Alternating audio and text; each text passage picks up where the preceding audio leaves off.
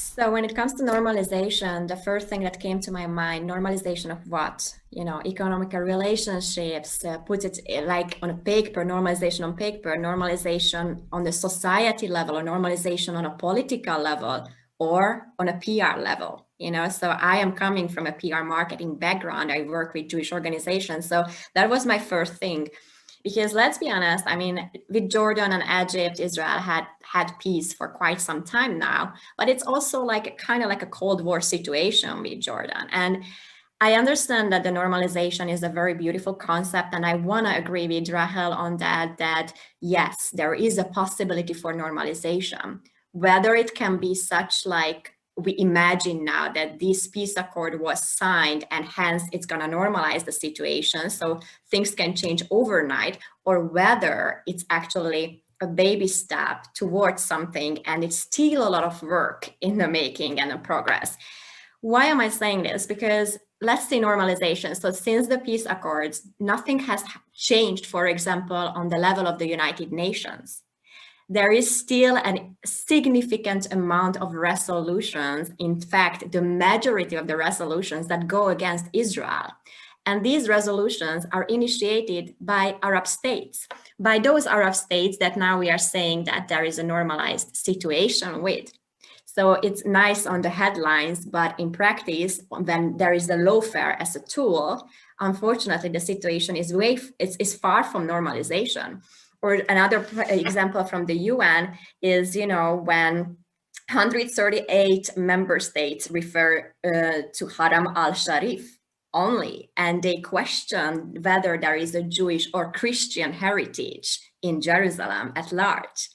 So when we talk about normalization vis-a-vis Arab states and Israel, from my perspective, it's again not only about Israel and Jews and the Jewish state. It is a larger problem because from my studies, when I referred to the dhimmi situation, it was always the Jews and the Christian being secondary citizens.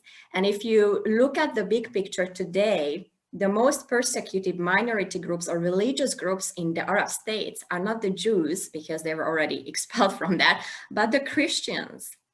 Every day, Christians are massacred. And so it's one thing to normalize situation with a country as Israel, but is it really normalization when kids still learn how to kill a Jew? And these books are sponsored by the United Nations and indirectly from several European countries. So normalization cannot happen from top down. It has to happen from the bottom up. And education has to have a huge role in that. So the moment I'm gonna see the change, for example, in that aspect, that kids are not learning how to kill a Jew or why to hate Jews, then I will really believe in normalization.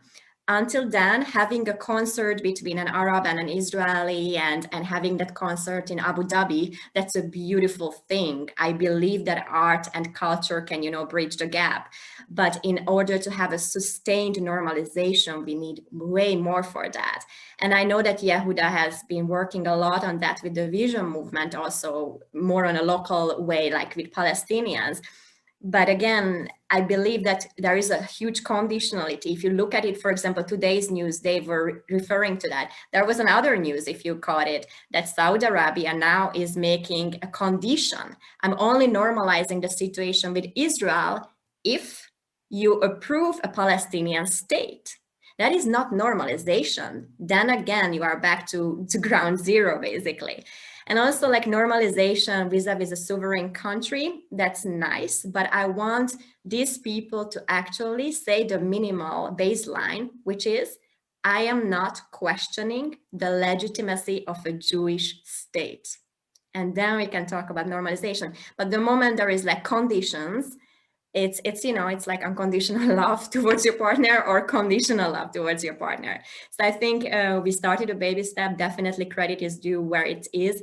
I am more of a pragmatic on this sense right now.